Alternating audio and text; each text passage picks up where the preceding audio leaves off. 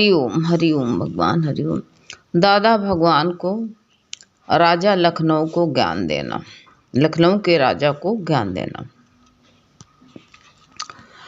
भगवान दादा को बीमारों पर बहुत करुणा आती थी। भगवान जो है बीमारों पर उनको बहुत ध्यान देते थे, बड़ी करुणा आती थी कि किसी न किसी तरह से इनकी बीमारी ठीक हो। उनको बहुत ही ऐसा भाव रहता था कि क्या करें कि ये बीमारों को जो दुख हर लें। तो बड़ी करुणा आती थी कि इन्हें ऐसा ज्ञान मिले कि ये बीमारी और दुख को, तकलीफ को छूट जाए, बीमारी तकलीफ से ये छूट जाए, किसी न किसी तरह से इनकी बीमारी तकलीफ कैसे छूटे। उनके मन में बार बार यही विचार आ जाता कि बीमारी और तकलीफ से किसी न किसी तरह से छूटे। बार बार उनको यही करुणा आती थी, छूट जाए।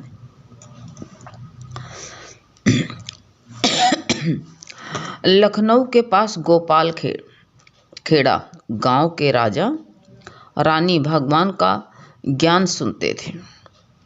लखनऊ में गोपाल खेड़ा है,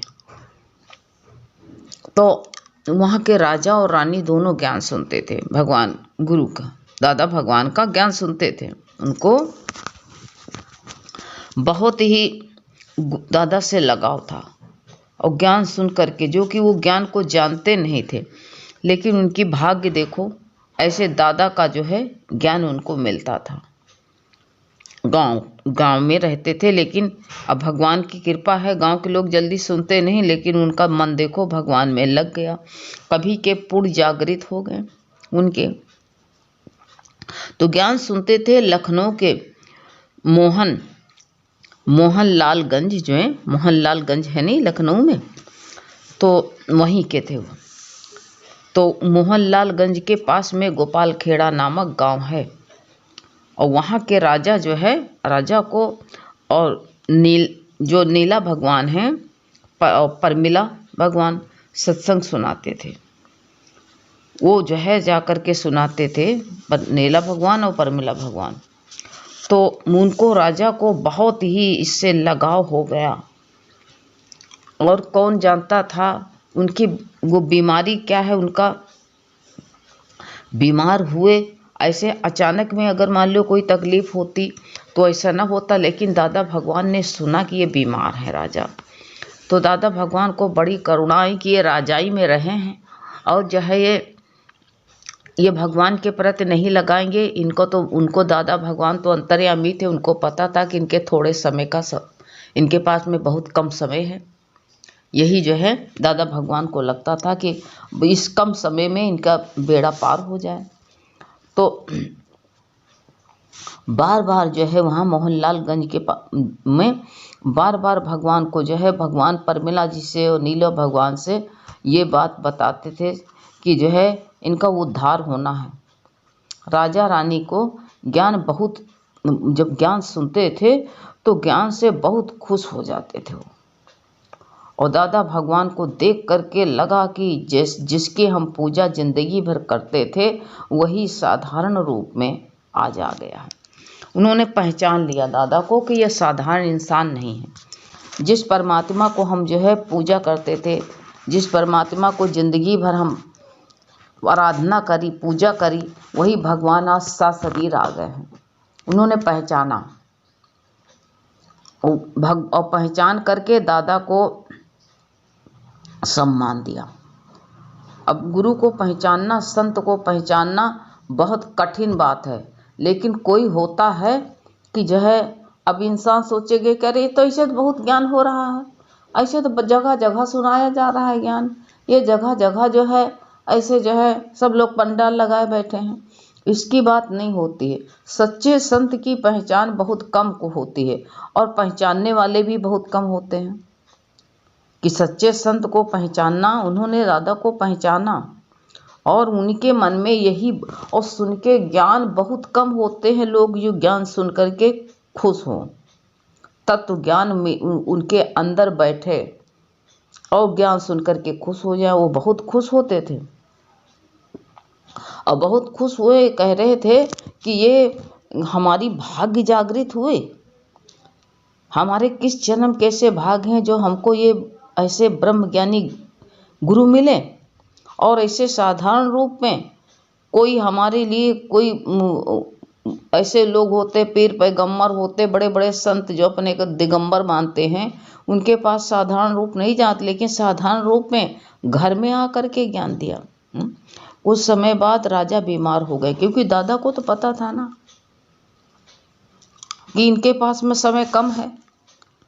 और जो है दादा को यही, तभी दादा को करुणा आई कि जो है ये उद्धार होकर के अपना कल्याण करके जाए यहाँ से, ऐसा ना हो ऐसे ही चल दे। तो दादा बहुत ध्यान देते थे, उनको अंतर्यामी को पता चल गया था कि बहुत कम समय के लिए हैं ये। तो भगवान जो है जब देखा बीमार हो गए, तो दादा भगवान जो है बम्बई में थे। उनकी बीमारी को सुनकर के भगवान को इतना प्रेम आया कि उन्होंने इनसे चिट्ठियाँ पत्र द्वारा, जो बम्बई में लखनऊ में कैसे आ सके हमेशा हमेशा, तो भगवान क्या करते थे, उनको रोज चिट्ठियाँ लिखते, पत्र लिखते। और बीमारी को सुन के तो वो लिखते, कहते थे, उनको मुक्त चिट्ठियों से मुक्त किया। भगवान राजा को रोज पत्र लिखते थे और कहते थे कि कोई पापी नहीं हो तुम, कोई पाप तुमने नहीं किया है, कोई पाप है नहीं तुम्हारे पास में, तुम मुक्त स्वरूप हो तुम। और कहते थे कुछ बीमारियां किसका मार सकती हैं, ये जो बीमारी है तुम्हारी वो किसी को मार नहीं सकती हैं। कैसे मार सकती हैं तुमको, तुम आत्मा हो, आत्मा में कोई बीमारी नहीं लगती। पत्र में लिखते थे कि तुम बीमारी शरीर में है, तुम आत्मा हो, आत्मा में कोई बीमारी होती नहीं। उनको इतना मतलब ये ढाहस बंधाते थे, इतना उनको साहस देते थे कि आत्मा में कोई बीमारी नहीं।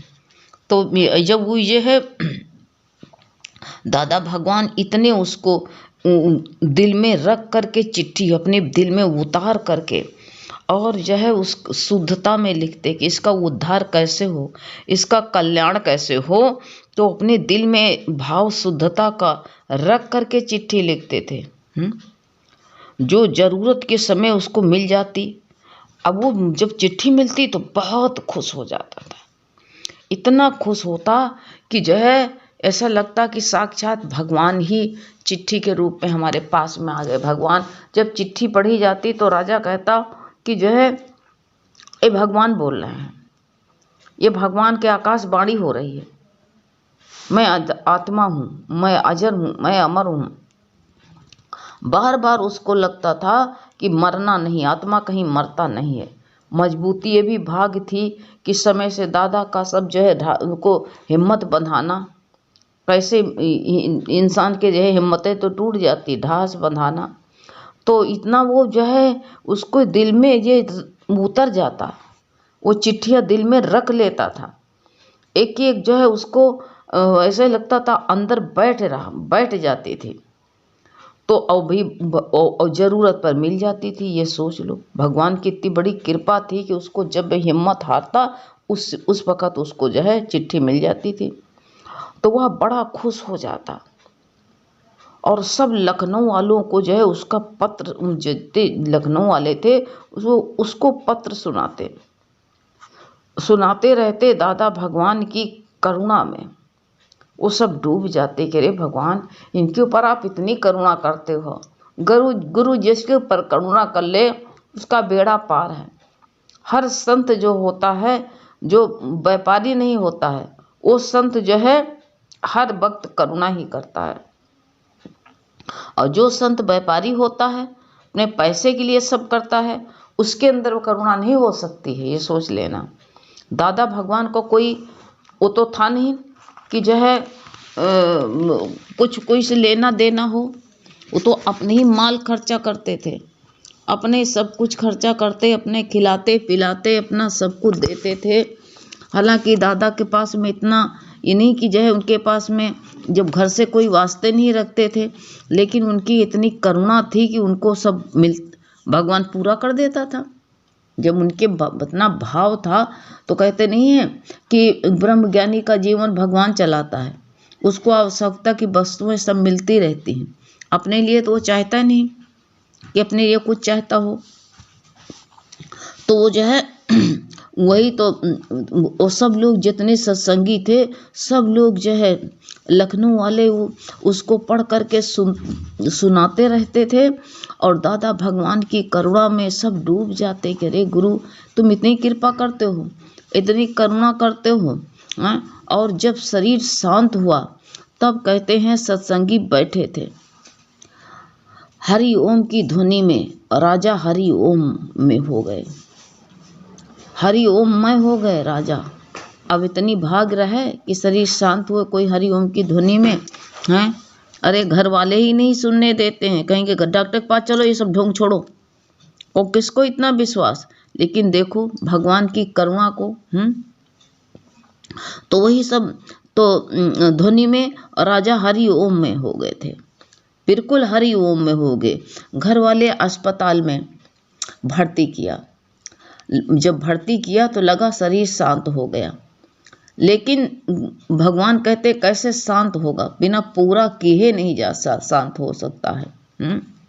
लेकिन सुबह मालिम्नी में जब खबर आई तो कहते हैं परिमिला जी, मालिम्नी में कहा कि राजा का शरीर शांत हो गया है। तो मालिम्नी में नीलू भगवान और दादा भगवान के उसी दिन जो है पत्र आया, उसी दिन पत्र लेकर के पहुँचे। उसमें लिखा था कि तुम्हें हम कब्र से निकाल करके भी मुक्त कर दूंगा। अब जब ऐसा वचन सुन ले इंसान तो कैसे उसके अंदर कैसी झंझनाहट आ जाएगी, कैसे उसके अंदर ऐसे एक जीने की तमन्ना बन गई।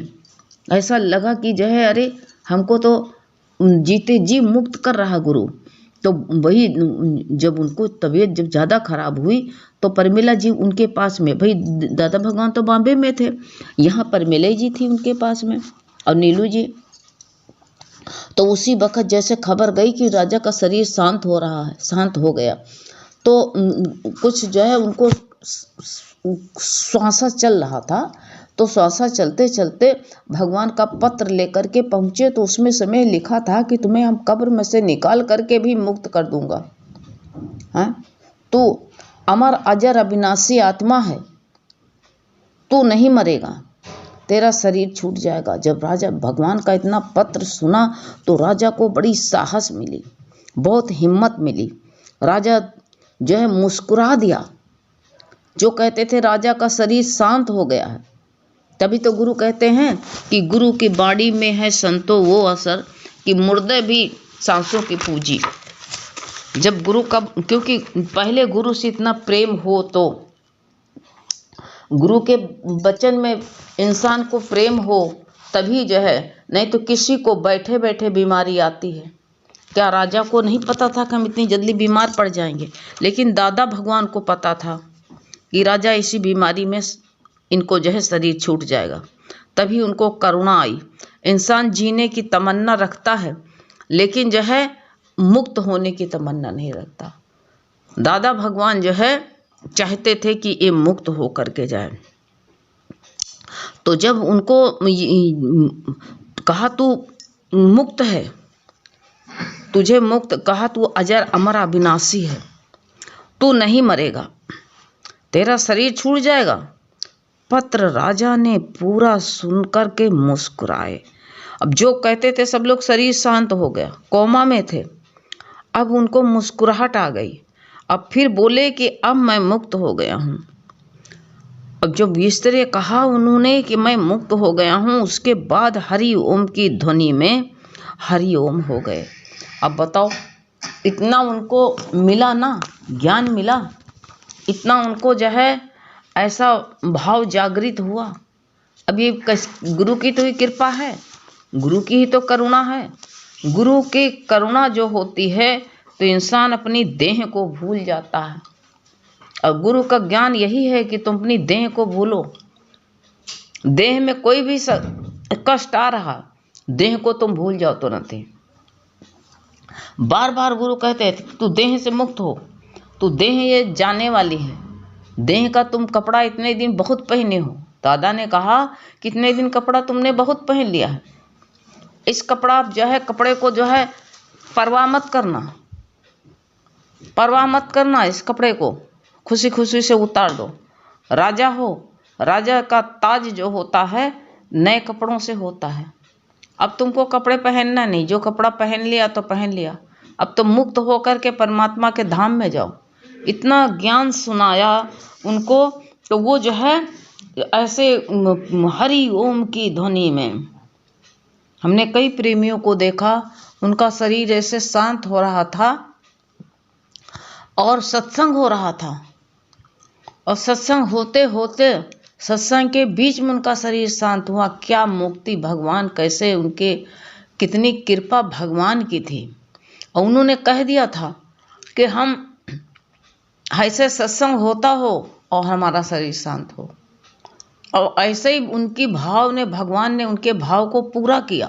और सत्संग होते होते 3 बार उनकी बहू ने वहाँ पर भगवान शरीर रूप में बैठे हुए थे हमें, और हमारे हाथ में उनको लेटा दिया और कहा 3 बार हरि ओम, हरि ओम। तीसरे 2 बार बोले तो हाँ, ऐसे करके शरीर शांत हो गया। बताओ कितनी कृपा होती है कि भगवान की ध्वनि, हरि ओम की ध्वनि हो। तो वही उनकी ध्वनि होते होते मुस्कुरा करके अपना जो हरि ओम हो गए। और दादा भगवान की इतनी नम्रता की सब लखनऊ वासियों को उन्होंने लिख दिया कि तुम सबकी कृपा से, अपने को आगे नहीं करते थे कि अपने को बहुत कहते हमने ऐसा कर दिया, नहीं, वो भगवान लिखते थे इसी नम्रता से अपने को छुपा करके कि तुम लखनऊ वासियों के लिए दिया, उनको दिया कि तुम्हारी सबकी इतनी कृपा है। जो राजा का शरीर शांत हुआ और इन ब्रह्म ज्ञानियों का जो है अकर्तापन, तुम लोग ऐसे इनके लिए इतनी, इनकी मुक्ति के लिए इतनी तुम लोगों ने मेहनत करी हैं, और सदा के लिए ओम ऐसे ब्रह्म ज्ञानी के ऊपर मैं बारी जाऊं। अपने को छुपा करके दादा भगवान कहते थे कि सदके जाऊं मैं, उनके ब्रह्म ज्ञानियों के ऊपर करुणा करते थे, कहते मैं वारी जाऊं। अब बताओ इतना भगवान की नम्रता थी, इतना, और उनके सानिध्य में कैसी भाग थी कि उनकी सानिध्य में इतने लोग रहे। कितनी कृपा है भगवान की। तो हम लोग कृपा के पात्र हैं जो आज ज्ञान में। हरि ओम।